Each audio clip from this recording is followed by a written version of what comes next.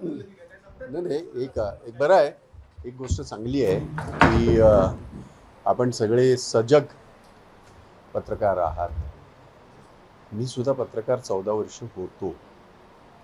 एक वृत्तपत्र चालवलं होतं मी, महाजनशक्ती. तेव्हा माझी तब्येत ह्यांच्यासारखी होती. आज माझी परिस्थिती काय आहे?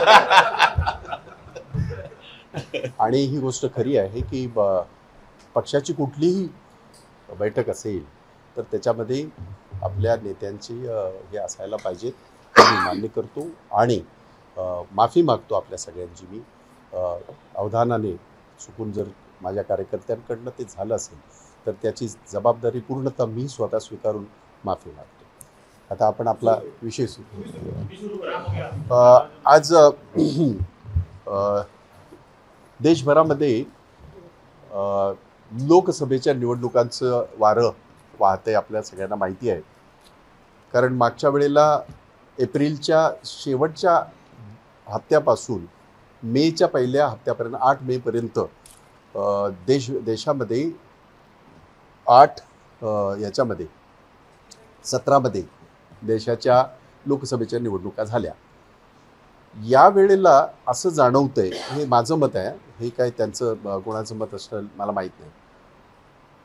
1 तारखेचं जे बजेट झालं, जे ऑन अकाउंट बजेट असतं, कारण त्यांना फुल फ्लेज बजेट नाही करता येत, ते झाल्यानंतर असं एक साधारण एक वातावरण असं दिसतंय की कदाचित लोकसभेच्या निवडणुका ह्या मार्चमध्ये सुद्धा होण्याची शक्यता आहे. आणि म्हणून त्याची तयारी ही आम्ही महाविकास आघाडी म्हणून महाराष्ट्रामध्ये, इंडिया म्हणून सुद्धा महाराष्ट्रामध्ये, देशभर आमची ती तयारी सुरू आहे. मी ज्या वेळेला मुंबईचा अध्यक्ष होतो त्यावेळेला सुद्धा या बाबतीमध्ये 2 बैठका झाल्या होत्या. आज माझी भगिनी वर्षाताई गायकवाड या मुंबईच्या अध्यक्ष आहेत आणि आता त्यांच्या अध्यक्षतेखाली नाना पटोळे आमचे महाराष्ट्र प्रदेशचे अध्यक्ष, अशोकराव चव्हाण माजी मुख्यमंत्री, बाळासाहेब थोरात हे आमचे CLP सभागृह नेता आणि सगळ्यांची जी काही समन्वय समिती आहे ज्याच्यामध्ये स्वतः संजय हे सुद्धा आहेत, राऊत, आणखीन उद्धवजी ठाकरे आणि ते सगळे आहेत, त्यांच्या चर्चा चालू आहेत. आणि त्या अनुषंगाने राज्यातल्या 48 जागांवर लढाई योग्यरित्या लढून, महाविकास आघाडी म्हणून लढून आणि इंडिया म्हणून लढून जास्तीत जास्त जागा मिळवायच्या, जास्तीत जास्त जागा विजयी करायच्या या उद्दिष्टाने याने आमच्या महाराष्ट्र प्रदेश काँग्रेसने आणि मुंबईच्या आमच्या सगळ्या नेत्यांनी 48च्या 48 जागांवर निरीक्षक नेमलेले आहेत. मी कोकणातला असल्या कारणाने, रत्नागिरी जिल्हा हा माझा जिल्हा आहे. आपल्याला माहिती असेल की 1999 साली मी दापोली मतदारसंघातनं विधानसभेची लढाईसुद्धा लढलो होतो. आणि म्हणून माझी ह्या मतदारसंघासाठी 2 जिल्ह्यांसाठी निवड झालेली आहे. त्याची प्राथमिक बैठक आज मी या ठिकाणी जिल्ह्याचे आमचे अध्यक्ष सन्माननीय अविनाशजी लाड यांच्या नेतृत्वाखाली या जिल्ह्याचं कामकाज ते पाहत आहेत, काँग्रेस पक्षाचं. आणि त्यांचे सगळे सहकारी, माझे सगळे सहकारी, जिल्ह्याची सगळी कमिटी, आणखीन तालुकाचे आमचे अध्यक्ष, अशा मर्यादित लोकांना मी बोलवलं होतं. प्राथमिक याच्यासाठी म्हणतोय की यांच्या माध्यमातून मग पुढच्या बैठका होतील त्या कदाचित 2-2, 3-3 तालुके एकत्र घेऊन तिकडे बैठका घेऊ आणि तिथली परिस्थिती जी आहे ती जाणून घेण्याचा प्रयत्न करू, जेणेकरून इथे आपल्या सगळ्यांना माहीत असेल की विनायक राऊत हे सातत्याने गेल्या 2-3 वेळा सातत्याने निवडून आलेले आहेत. आणि म्हणून आमच्या सगळ्यांचा असा एक अंदाज आहे, त्यांची अजून जरी त्यांची उमेदवारी जाहीर झाली नसली तरी साधारण जर ते उमेदवार असतील तर आपल्याला, शिवसेनेचे उमेदवार असतील तर आपल्याला कशा पद्धतीने मदत करता येईल ही भावना सगळी आमच्या कार्यकर्त्यांची आहे, माझी आहे. हीच भावना आमच्या नेत्यांची आहे. आमचे जनरल सेक्रेटरी इन्चार्ज जे नवीन रमेश चन्नीताला जे आलेले आहेत त्यांच्या नेतृत्वाखाली भिवंडीला कोकण विभागाची जी आमची बैठक झाली,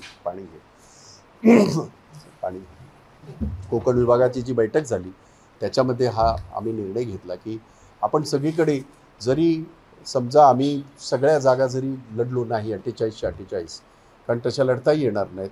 महाविकास आघाडी म्हणून काही जागा काँग्रेस लढेल, काही जागा उद्धवजींची शिवसेना लढेल, काही जागा पवारसाहेबांच्या राष्ट्रवादी ते लढेल. आणि आता आपल्याला माहिती आहे की 4 दिवसापूर्वी प्रकाश आंबेडकरसुद्धा सामील झालेले आहेत इंडियामध्ये.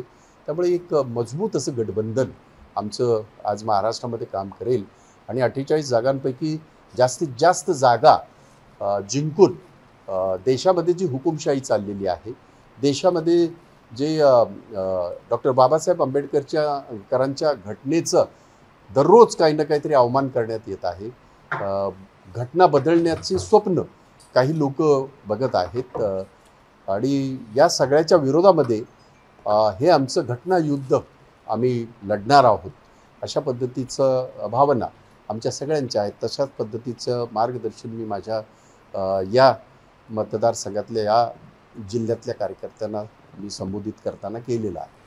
नाही आता असं आहे की चर्चा तर चालू आहेतच, हे लक्षात ठेवूनच आहे की बाबा कदाचित मार्चमध्येच निवडणुका होतील. मला असं वाटतं की साधारण फेब्रुवारीच्या शेवटच्या हप्त्यापर्यंत हा सगळा तिढा सुटेल. अशा अनेक जागा एकमेकाच्या सहकार्याने त्याचं जवळजवळ फायनलायझेशन झालं अशी माझी माहिती आहे. मी त्या बैठकात नसल्यामुळे मी असं काही सांगणं योग्य नाही राहणार, पण असं होईल कदाचित ज्या जागांवर एकमत झालं त्या पहिल्या जाहीर होतील आणि मग जिथे कमी जास्त काही चर्चा असतील त्या चर्चा घडत राहतील आणि त्याही सुद्धा. पण हे सगळं जे मी म्हणतोय ते फेब्रुवारीच्या आत सगळं फायनल होईल असं एक मला खात्री आहे.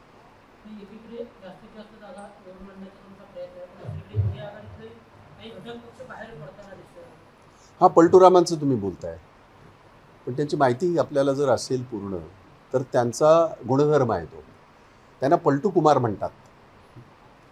त्यांनी याच्यापूर्वी सगळ्यांबरोबर एकत्र होऊन स्वतःची खुर्ची वाचवण्यासाठी त्यांनी त्यांची ही 4-5वी ही असावी पलटी. त्यामुळे त्यांच्या बाबतीमध्ये फारसं वक्तव्य मी करणार नाही, कारण या देशामधली जी आजची परिस्थिती आहे किंवा आजची जी स्थिती आहे ज्याच्यामध्ये सर्वसामान्याला आज जीणं मुश्किल झालं आहे, महिलांना रस्त्यावर फिरणं मुश्किल झालं आहे, शेतकऱ्याला आत्महत्या करण्याची जी काही आज परिस्थिती आहे, एवढंच नव्हे तर देशाला अभिमान देणाऱ्या जे खेळाडू आहेत ते तिथे बाजूला बसलेले आहेत आणि त्यांचं सांगणं काय, टाहो काय पोटतात आहेत. साक्षी मलिक कोण आहे, जिने आपल्या देशाला सुवर्णपदक कुस्तीमध्ये मिळवून दिलं. तुमचा आणि आमचा ऊर भरून यायला पाहिजे. ती महिला सांगते की आमच्यावर अन्याय आणि अत्याचार करतो. आणि कोण आहे तो माणूस? तो यांच्या मंत्रिमंडळातला मंत्री आहे. त्यामुळे या सगळे प्रश्न जास्त महत्त्वाचे आहेत. पलटूरामांना जर ते वाटत असेल की त्यांना समर्थन करायचं तर असल्या गोष्टींना करावेत. त्यांनी डॉक्टर बाबासाहेब आंबेडकरांच्या घटनेचं कधी बोलू नये. आणि आमचं काम, आमच्या सगळ्यांचं, इंडियाच्या घटकांचं जे घटक आज आहेत त्या सगळ्यांचं आमचं कर्तव्य बनतं की आज आमच्या देशाची घटना आम्ही अबाधित ठेवली तर आमची लोकशाही अबाधित राहील. तर तुमच्या आणि माझ्या मताला आज जे काही विचार स्वातंत्र्य आहे, जे काही बोलण्याचं स्वातंत्र्य आहे, आचार स्वातंत्र्य आहे, ते राहील. अशा पद्धतीची आमची सगळ्यांची भूमिका आहे.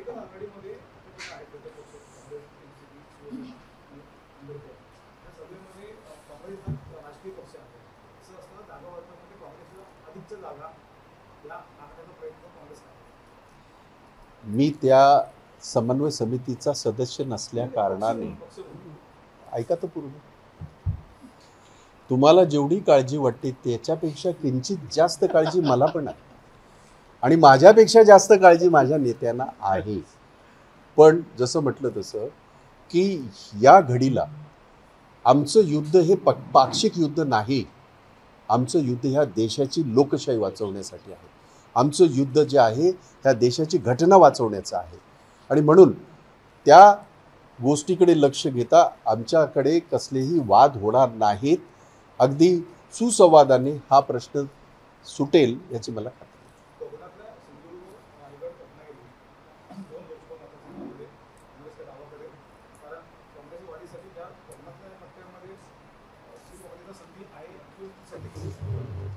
नाही. संधी होतीच ना. ही जागा आम्ही सातत्याने लढवत आलो. ही जागा जी आहे काँग्रेस सातत्याने लढवत आले. तिकडची जागा जी होती ती राष्ट्रवादीने आम्ही लढत आलो. सुनील तटकरे तिकडून निवडून आले. म्हणजे त्याच्यातला अर्धा भाग रायगडचा आहे. त्याच्या पलीकडची जागा जी आहे ती जागा सुद्धा आम्ही एकत्रित लढत आलो. त्यामुळे ही गोष्ट आहे, खरी आहे. आपल्याला माझी एक विनंती आहे सगळ्या पत्रकारांना, तुम्ही जेव्हा कोकण म्हणता तेव्हा मुंबई सोडू नका प्लीज. मुंबई पकडून कोकण म्हणा. अहो मी हे माझं भांडण आहे तिकडं. त्याचं कारण असं आहे की मुंबई म्हणाल्याच्या नंतर मुंबई प्रदेश आहे काँग्रेसच्या दृष्टीने, कारण अख्ख्या देशामध्ये 2च प्रदेश आहेत. आणि मला अभिमान आहे की एवढ्या परंपरा असलेल्या प्रदेशाचा मी अध्यक्ष होतो 3.5 वर्ष. त्याचा मला अभिमान आहे. आणि माझ्या आयुष्याचं सगळ्यात मोठं सुवर्ण पान जे आहे ते आहे. आणि मला त्याचा अभिमान आहे. तुमचं म्हणणं खरं आहे की या विशेषतः कोकण पट्ट्यामध्ये अडचण आहे. काँग्रेस पक्षाच्या माध्यमातून मी माझ्या पक्षाचंच बोलू शकतो. आणि त्याची नोंद ही आमच्या केंद्रीय नेतृत्वाने घेतलेली आहे. जसं मी म्हटलं की हा झाला आमच्या पक्षाचा विषय. आज देशासमोर वेगळे विषय आहे. आज देशासमोर माझ्या भगिनींना, आमच्या महिलांना सरेआम रस्त्यामध्ये ज्या पद्धतीने नग्न करून त्यांची धिंड काढण्यात येते, असल्या अपप्रवृत्तीच्या विरोधात आमची ही लढाई आहे. माझ्या देशामध्ये माझ्या खेळाडूंना, महिला खेळाडूंना त्यांच्यावर अत्याचार केला जातोय. आणि असली राक्षस त्यांच्या मंत्रिमंडळात आहेत. आणि त्याची लाज जरासुद्धा त्यांच्या सरकारला नाही किंवा त्याच्या बाबतीमध्ये ते काही बोलत नाहीत. आमची लढाई देशाचा अन्नदाता दिल्लीला येऊन 370 दिवस बसतो. 700पेक्षा जास्त यांचा त्या अन्नदात्यांचे ते शहीद होतात. आणि देशाचे पंतप्रधान साधं ढुंकून बघत नाहीत तिकडे. या प्रवृत्तीच्या विरोधामध्ये आमची ही लढाई आहे. लोकशाही वाचवण्याची ही लढाई आहे. देशाची घटना वाचवण्याची ही लढाई आहे. आणि म्हणून ती आम्ही एकत्रितरित्या लढू आणि त्याच्यामध्ये आम्ही यशस्वी होऊ.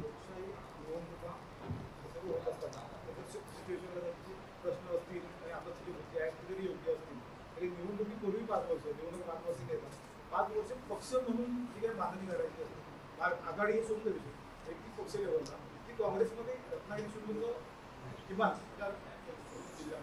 होताना दिसत नाही. इलेक्शन आले की नेते येतात अशी भावना कार्यकर्त्यांची काँग्रेसच्याच आहे. त्याच्यामध्ये बदल होणार आहे का किंवा नाही कारण आहेत त्याला. नाही एक गोष्ट आपणही लक्षात घ्या. म्हणजे एक तर गोष्ट आपण म्हणालात त्याच्याशी मी सहमत नाही की तुमचं मत असं असेल. अहो हे सगळ्यांचंच मत आहे. तिकडे शेतकरी मेले नाहीत का? त्या महिलांवर अन्याय अत्याचार होत नाही आहे का? आज काय परिस्थिती आहे असं आपण म्हणू नका. माझी विनंती राहील आपल्याला. हे काँग्रेसचं मत नाही, हे देशाच्या 140 कोटी जनतेचं मत आहे. काँग्रेस त्याचं प्रतिनिधित्व करत आहे. राहुल गांधी त्यांचं प्रतिनिधित्व करतात. न्याय यात्रा म्हणजे नक्की काय? देशामध्ये असलेले 5 ज्वलंत जे प्रश्न आहेत त्यांना घेऊन न्याय पाहिजे, ही त्यांची यात्रा आहे. त्यामुळे माझी आपल्याला तीच विनंती राहील. आपण म्हणालात ती गोष्ट मात्र मला कबूल करावीशी वाटेल. ती अशी की रत्नागिरी असेल, सिंधुदुर्ग असेल, या भागामध्ये आघाड्या ह्या नेहमीच होत आल्या. आणि त्या आघाडीच्या राजकारणामध्ये माझ्या पक्षाचा झेंडा हा कुठेतरी मागे पडला आहे, हे मला मान्य करावं लागेल. हे मी मान्य करतो.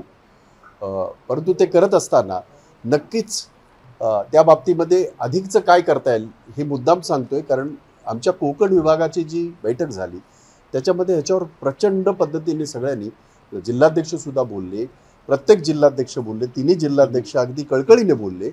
आणि त्यामुळेच भिवंडीची जागा ही काँग्रेसला मिळावी याच्यासाठी तिथे ठराव पास करण्यात आला आणि तो पोचवला जाईल. अर्थात तो चर्चेचा भाग आहे, परंतु त्या भावना मात्र त्या ह्याच्यामध्ये, त्या आमच्या मेळाव्यामध्ये त्या व्यक्त केल्या गेल्या आणि त्याचं हे जे आहे प्रतिनिधित्व ते आपल्याला दिसेल असं मला वाटतं. कार्यकर्ता काय कारण आहे त्याला दोन अनेक कारण आहेत. काय झाले की तडजोडीचं राजकारण जेव्हा असतं, ज्या वेळेला आघाड्यांचं राजकारण असतं, त्यावेळेला तुम्हाला फक्त एकट्याचं बोलता नाही येत. त्यामुळे त्याच्यामध्ये कित्येक वेळेला आमची आघाडी आता महाविकास आघाडी, त्याच्यामध्ये शिवसेना, त्याच्यामध्ये राष्ट्रवादी, त्याच्यामध्ये काँग्रेस, म्हणजे एकाच जिल्ह्यामध्ये हे सगळेच पक्ष आहेत. त्यामुळे एकेकाळी 6-6 आमदार देणारा काँग्रेस पक्ष यावेळेला मागे आहे, हे मी मान्य केले. परंतु ती परिस्थिती सुधारण्याच्या दृष्टीने सुद्धा आम्ही सगळे प्रयत्न केले. कारण काय हे कारणं अनेक असू शकतील. त्यातला हा प्रमुख कारण सांगितलं. आघाड्यांची जेव्हा आपण एकत्र होऊन जेव्हा हे करतो, लढाई करतो, त्यावेळेला सगळ्याच गोष्टीमध्ये आपल्याला आग्रह धरता येत नाही. म्हणून म्हटलं मुंबई पकडून आपण कोकण म्हणा. मुंबईमध्ये आम्ही 3 जागांचा आग्रह धरतो आहे, जरी आम्ही एकही जागा जिंकली नसली तरी मागच्या इलेक्शनमध्ये. तर ही तडजोडी होतात आणि यासाठी सुद्धा होणं गरजेचं आहे की तुम्हाला जर सत्तेवर यायचं असेल तर काही वेळेला विनॅबिलिटी, जिंकून येण्याची क्षमता, हा क्रायटेरिया बरेच वेळेला लागतो. आणि त्यामुळे थोडंसं रत्नागिरी जिल्हा आणि सिंधुदुर्ग जिल्हा थोडासा आमचा पक्षाच्या नेत्यांचं दुर्लक्ष आणि पक्ष अंतर्गत जिल्हा लेवलला असलेले पदाधिकाऱ्यांचे दुर्लक्ष हे कारणीभूत आहेत. नाही, असं आहे की आमच्याकडे एक गोष्ट मी नेहमी सांगितलंय, काँग्रेसला 138 वर्ष झाली, महासागर आहे. तिकडे तट गट थोडंसं मतभेद आहेत. मनभेद नाहीत, काळजी करू नका. आम्ही मनभेद नाही, आम्ही सगळे आबादी आहे सगळे.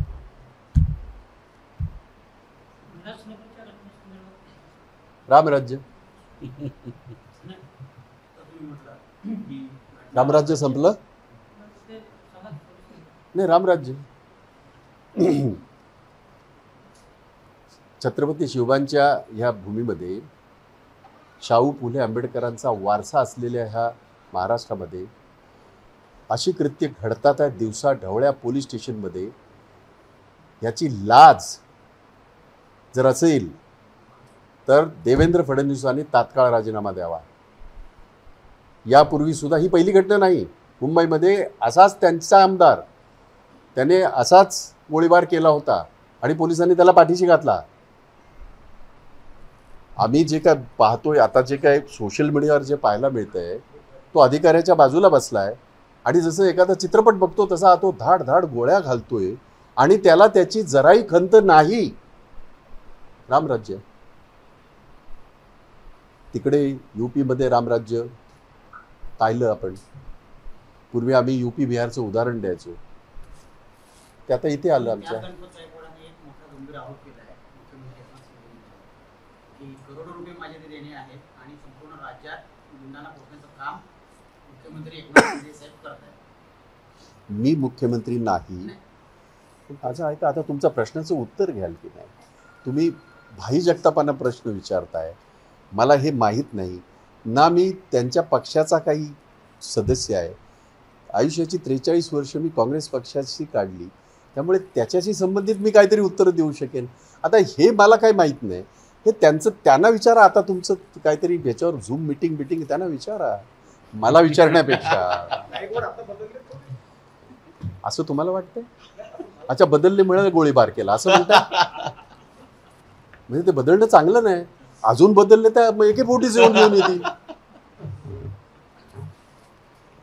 सांगा. जास्तीत जास्त जागा मागच्या वेळेला नाही, मला नाही असं सांगता येणार, कारण असं काही अंदाज वगैरे काही बांधता येत नाही. पण एवढं नक्की मी काँग्रेसबद्दलच बोलू शकतो. शिवसेनेच्या सुद्धा मागच्या वेळेला 18 जागा होत्या, निवडून आलेले होते ते. काँग्रेसची एकच जागा निवडून आली होती आणि शेवटच्या काळामध्ये म्हणजे 1 वर्षापूर्वी त्या आमच्या खासदारांचा मृत्यू झाला. एवढं नक्की की महाराष्ट्रामध्ये जास्तीत जास्त जागा ह्या महाविकास आघाडीच्या असतील यावेळेला आणि काँग्रेसच्या सुद्धा असतील. आणि काँग्रेसच्या जागा ह्या डबल डिजिटमध्ये असतील.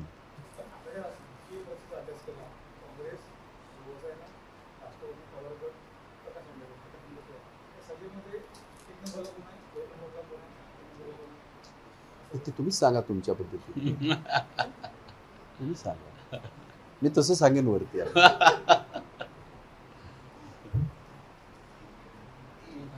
आमचा नंबर सगळ्यांचा 48 आहे. त्याच्या व्यतिरिक्त मला काही नंबर दिसत नाही. बोला. चहाचं सगळं चहाचं आणि नाश्त्याचं वगैरे. माझा भाऊ आहे. शक्यता आहे. आता तेवढंच राहिलं.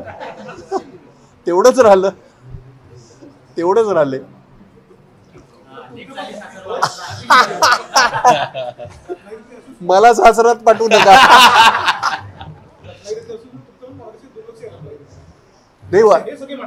नाही, हे त्यांचं म्हणणं योग्यच आहे. मी कसं आहे की कार्यकर्ता जेव्हा आपल्या भावना व्यक्त करतो त्यावेळेला मी नेहमीच त्या गोष्टीचा आदर केला आहे.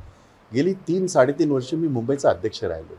माझं मी मुंबईच्या बाहेर मी गेलोच नाही. म्हणजे मी जवळजवळ 40-42 वर्ष कामगार संघटना सुद्धा चालवतो, आजही चालवतो. माझं दुर्लक्ष तिकडे सुद्धा झालं, कारण मुंबईमध्ये एकंदरीत असं वातावरण तयार होतं की काँग्रेस दिसत नाही. पण मला अशी खात्री आहे की मी त्या 3-3.5 वर्षामध्ये मुंबईमध्ये प्रचंड आंदोलनं केली, प्रचंड हे केलं आणि एक उभं केलं. आज माझी भगिनी वर्षाताई गायकवाड काम करते, तिने सुद्धा आंदोलनं केली. त्यामुळे त्या 3-3.5 वर्षामध्ये मला येऊच शकलो नाही. त्यामुळे मी त्यांना माफी मागितली सगळ्यांना. आता येईन मी. मी तर येऊन लढलो. आता काय कमालच आहे तुमची. मी तर येऊन लढलो दापोलीमध्ये. 20 वर्ष झाली. 20 वर्ष आमदार आहे मी.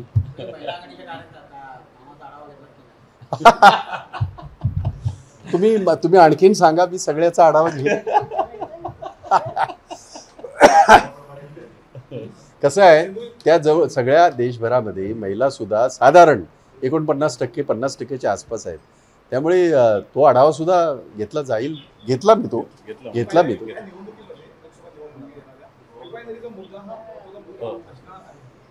एक गोष्ट मी आपल्याला सांगतो आणि तुम्हालाही माहित आहे, तुम्ही सगळे ज्येष्ठ पत्रकार आहात.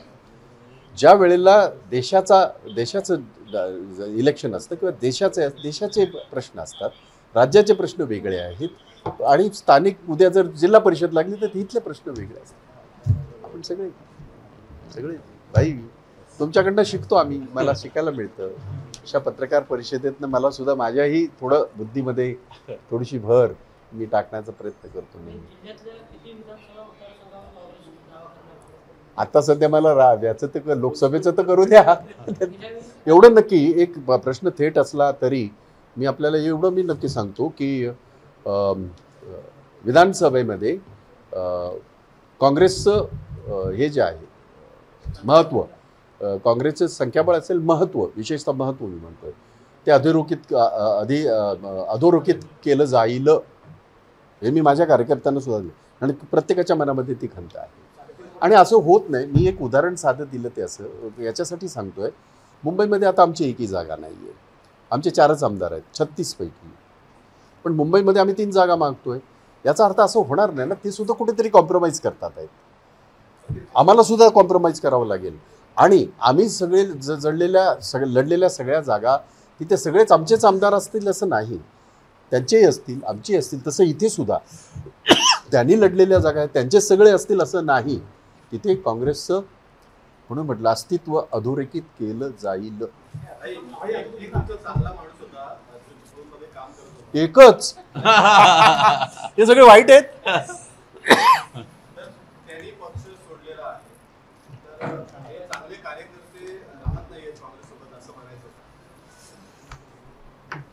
तुम्हाला एक उदाहरण देऊ का? जुनं असलं तरी पण तुम्ही पत्रकार आहात.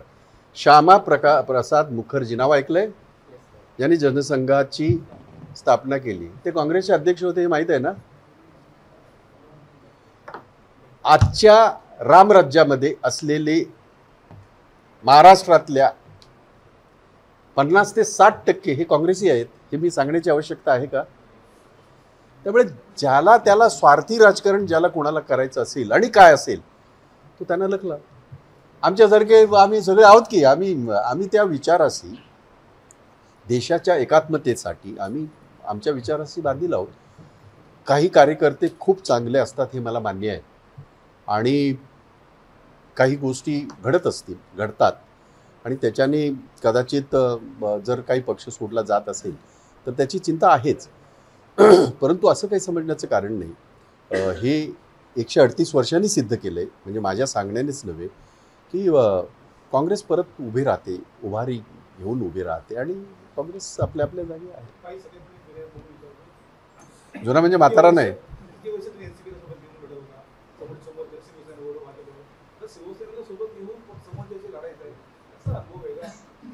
तुम्ही हा प्रश्न कधी देवेंद्र फडणवीसांना विचारला का हो? पहिला त्यांना तर विचारा. आता त्यांच्या धुलाई मशीनमध्ये हे सगळे 2-2 वर्ष जेलमध्ये जाऊन आले, आता त्यांचे प्रवक्ते झालेत. अरे कमालच आहे ना. काय जादू आहे सत्तेमध्ये, सत्तेच्या जागेवर केवढी जादू आहे. आम्ही त्या जादूला बळी नाही पडलो, एवढाच फरक. आम्ही हे सगळे जे आहोत विचाराशी बांधील. 3.5 वर्षात विधानसभा सगळं बांगलाय मुंबईत पुन्हा कोकणात येणार. तुम्हाला वाटतं मी यावं? या ना. नाही, कसं आहे की हे खरं आहे की विधानसभा अध्यक्ष असताना 36 मतदारसंघ माझे होते. आपल्याला आठवत असेल की 2004 साली मी मुंबईतनं लढून जिंकून आलो तिथून. डिलिमिटेशनमध्ये तो मतदारसंघ मर्ज झाला. आत्तासुद्धा मी मागच्या वेळेला मी सुद्धा लढलो कोल्हापूरमधून आणि 4,000 4,000 मी हरलो. त्यामुळे माझं लक्ष आहे मुंबईकडे. म्हणजे आजही आमदार मी आहे, गेली सातत्याने 20 वर्ष मी आमदार आहे. माझी आमदारकी 28 पर्यंत आहे. पण मला लढून परत एकदा विधानसभेत जायचं आहे. एबीपी माझा, उघडा डोळे बघा नीट.